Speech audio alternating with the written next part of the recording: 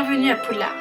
Cette vidéo est la première d'une série pour parler de l'épopée d'Harry Potter et plus précisément des documents qui ont fait en sorte que Harry Potter soit la saga mondiale que l'on connaît aujourd'hui.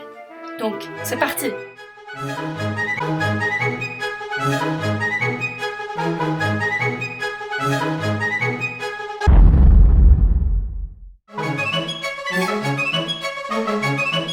Dans ce dessin, Harry Potter est représenté avec des lunettes portées très hautes et une tignasse sombre et impossible à dompter.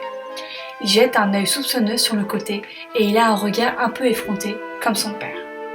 La couleur n'a pas été encore mise, mais on imagine très bien qu'il aurait eu les yeux verts de sa mère. Ce croquis nous invite à réfléchir sur l'évolution du personnage de Harry tout au long de la saga. De l'enfant qui vient juste de découvrir le monde auquel il appartient, au jeune homme courageux qui affronte Lord Voldemort.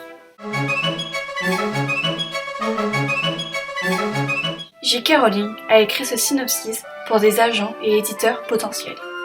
Elle avait également joint les premiers chapitres du tome 1. C'est celui-ci qu'elle a donné à la maison d'édition de Bloomsbury, qui a convaincu le directeur de publier Harry Potter à l'école des sorciers. Les coins abîmés et les taches de café montrent que ce document a été lu et manipulé à plusieurs reprises.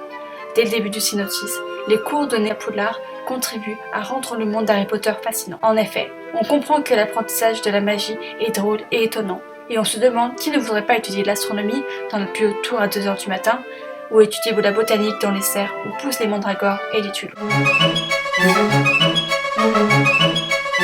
Avant que Bloomsbury accepte de publier Harry Potter 1, le manuscrit a été proposé à 8 maisons d'édition, qui les ont toutes refusées.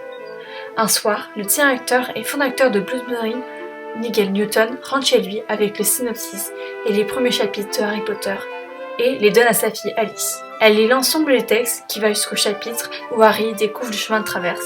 Puis, elle va laisser son avis dans cette note qui dit « L'excitation dans ce livre m'a fait sentir chaud à l'intérieur. Je pense que c'est probablement l'un des meilleurs livres qu'un enfant de 8-9 ans puisse lire. » Elle va même jusqu'à harceler son père pendant 10 jours pour avoir la suite du manuscrit. L'intervention de la fillette a joué un rôle essentiel, puisqu'au cours de la réunion éditoriale suivante, présidée par son père, celui-ci va accepter de publier, à ce que beaucoup de personnes s'accordent à considérer comme le plus gros succès de l'histoire de la littérature jeunesse.